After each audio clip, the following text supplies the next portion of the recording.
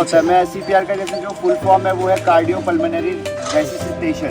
तो हार्ट को क्या करते हैं, रिवाइव करते हैं, ठीक है, क्योंकि जब हार्ट पंप करना बंद कर देता है तो उसको क्या है, हम मैनुअल तरीके से पंप करते हैं। जैसे कभी कभी गाड़ी में हो जाता है, इलेक्ट्रिकल माल फंक्शन हो गया कुछ, तो उसको हम मैनुअल पावर देने किसी भी तरीके से, मतलब जैसी उसकी वर्किंग है उस हिसाब से उसको दोबारा रिवाइव करने की कोशिश करते हैं। तो सबसे पहले तो इसकी कंडीशंस क्या है, किस पर्सन को आप CPR दोगे। नो हार्ट रेट अनकॉन्शियस, ठीक है, नो सर्कुलेशन, नो ब्रीदिंग और अनकॉन्शियसनेस।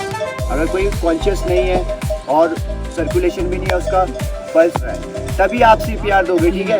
ये 3 कंडीशंस है, circulation, breathing and no conscious, ठीक है। ये चीज़ें आपने ध्यान रखनी है। तो आप लेट जाओ पहले ना, हाँ बस आप एकदम। तो सबसे पहले तो फर्स्ट स्टेप क्या रहता है आपका, मान लो ये कोई है तो CPR मोस्टली किन केसेस में काम आता है, कार्डियक अरेस्ट। तो देखिए एक नेसेसरी स्किल है, ये आपके काम नहीं आएगा, शायद आपके लेबर के काम आ जाए, आपकी फैमिली के काम आ जाए, पब्लिक प्लेस में आपको वहाँ पे काम आ जाए, है ना।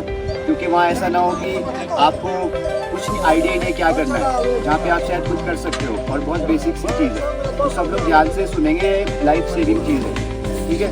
तो पहले अब जैसे ये है हमारे विक्टिम, तो मैं इनके पास सबसे पहले जाऊँगा, तो मैंने क्या करना है, look listen and feel, look listen and feel करूँगा, मैं देखूँगा नो मूवमेंट है, ठीक है।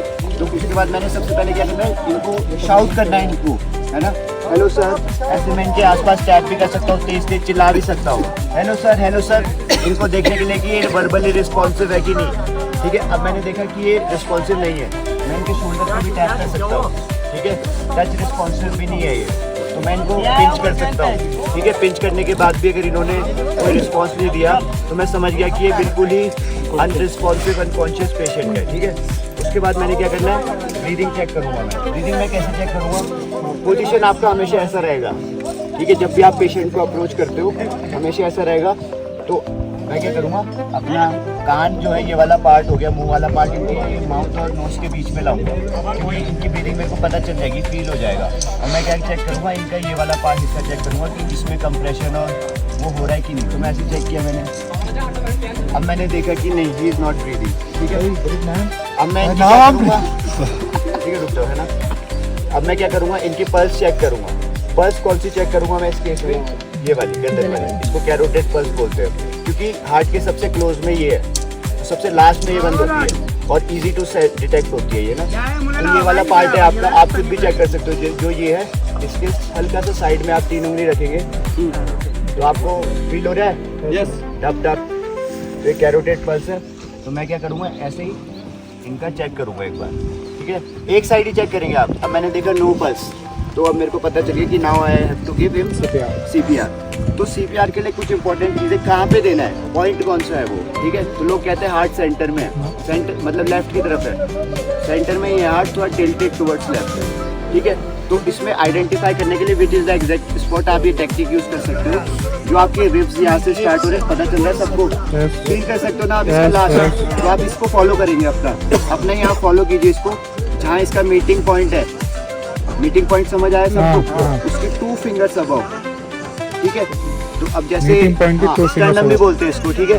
2 फिंगर्स अबव जो इनका सेंटर पॉइंट है स्टर्नम, उसके 2 फिंगर्स अबव देना है आपने, तो ठीक है। तो मैं ऐसे इनको फील कर करके जैसे मैंने देखा, जैसे यहाँ पे इनका सेंटर आ रहा है, तो यहाँ कहीं पे मेरा जो है कंप्रेशन पॉइंट रहेगा, ठीक है। कंप्रेशन पॉइंट मैंने यहाँ पे देना है। और कंप्रेशन किस तरीके से देना है आपने, कंप्रेशन देने हैं आपने 30 कंप्रेशन प्लस 2 रेस्क्यू ब्रेथ एक बारी में, एक साइकिल में, ठीक है।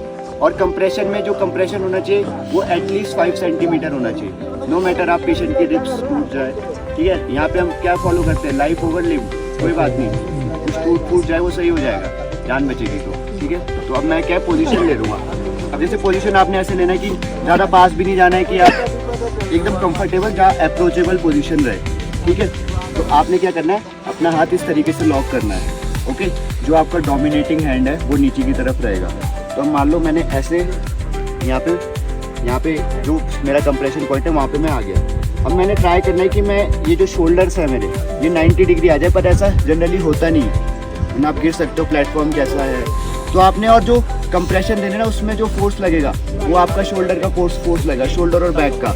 आपकी कलाइयों का ऐसे वाला नहीं लगेगा, ठीक है, ऐसे वाला लगेगा। जैसे अब मैं मान मान लो हल्का सा मैं ट्राई करता हूँ, ऐसे ऐसे यहाँ से आएगा फोर्स, पूरा जो फोर्स आएगा मतलब मैं आपको ऐसे बता देता हूँ, यहाँ पे ऐसे करके ऐसे ऐसे ऐसे करके, ठीक है। तो और आपने जो रेट क्या रहेगा आपका, तो 1 मिनट में अराउंड 100 to 120 कंप्रेशंस। ऐसा भी नहीं है कि आपने जल्दी जल्दी करना है, एक रिदम में टिक टिक टिक टिक और काउंटिंग भी करते रहना साथ में। अब मैंने मान लो इनको 30 कंप्रेशंस दिए, उसके बाद मैं क्या करूँगा, 2 रेस्क्यू ब्रेथ दूंगा इनको। रेस्क्यू ब्रेथ कैसे देते हैं, ठीक है। रेस्क्यू ब्रेथ में पहले आप हाथ इनका ऐसे रखोगे, नोज उनका बंद रहेगा, ठीक है, और आप हेड टिल्ट चिन लिफ्ट ऐसे करोगे, फिर आप इनका माउथ खोल के 2 बार इनको माउथ टू माउथ ब्रेथ दोगे। इसके लिए एक मास्क भी आता है, CPR मास्क बोलते हैं, तो उसमें मास्क कवर कर लेता है, आपको बस प्रेस करना वो आता है, स्क्वीज आप क्या स्क्वीज कर सकते हो। उसके बाद जैसे आपने 2 रेस्क्यू ब्रेथ दी,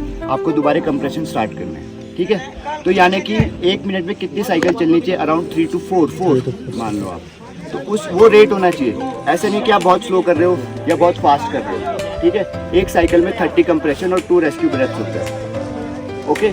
और आपको क्या करना है उसके बाद, सबसे पहला काम इसमें देखो ये है, जब आपको पता चला कि पेशेंट इज नॉन रिस्पॉन्सिव और ब्रीदिंग नहीं है, सर्कुलेशन नहीं है, सबसे पहले आप एम्बुलेंस को कॉल करोगे, ठीक है।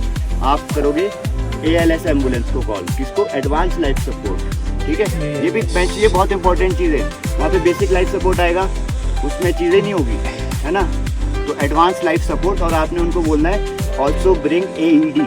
AED एक डिवाइस होता है, वो उसको हम कहते हैं आर्टिफिशियल एक्सटर्नल डिफिब्रिलेटर, जिससे शॉक देते हैं, ठीक है। आप उनको बोलोगे कि please bring AED with you, ठीक है। तो AED में वो 2 उसके पैड आते हैं, उसको क्या लगाते हैं, एक हम इस साइड लगाएंगे, एक हम यहाँ कहीं लगाते हैं जहाँ हमारी लंग्स खत्म होते हैं, ठीक है। तो वो शॉक देता है अपने आप, है ना। तो अभी वो तो बहुत एक्सपेंसिव डिवाइस भी है, और बड़े बड़े हॉस्पिटल, मतलब वैसे सब पे रहता है हॉस्पिटल में, बट यहाँ पे जैसे नहीं है, तो उसको हम रहने ही देते हैं। तो जब तक वो नहीं आएगा, आपने क्या है, कंप्रेशन देते चालू रखना है, और एटलीस्ट 45 मिनट्स तक, मतलब जो 45 मिनट बाद भी लोग रिवाइव हुए हैं आफ्टर CPR, तो गिव अप नहीं करना है आपने इतनी जल्दी, लगे रहो, आप लगे रहो।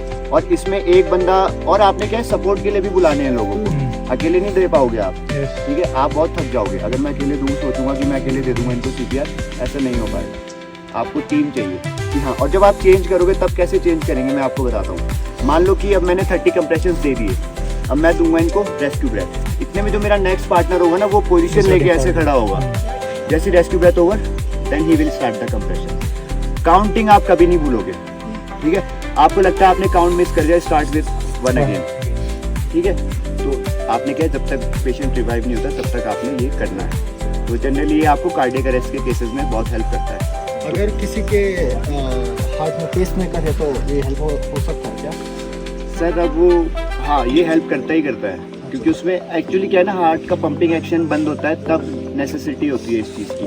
तो कहीं ना कहीं आप हाथ से कंप्रेशन देके हार्ट ही पंप कर रहे हो, तो हार्ट पंप होगा तो पूरे आपके बॉडी में ब्लड जाएगा, जो सफिशिएंट न्यूट्रिशन जो भी आपको रिक्वायर्ड रहता है जिंदा रहने के लिए, वो सब चीज़ सप्लाई होगी। अब वो बंद पड़ गया तो बॉडी एकदम सब, तो उसको फटाफट उस समय अगर मैनुअल तरीके से उसे पंप एक्शन उसका ऑन कर दोगे, तो वो अपना काम करना चालू कर देता है। जैसे कभी कभी गाड़ी बंद हो जाती है ना, तो वो वही है, और ये तुरंत देना है आपने ना, ठीक है।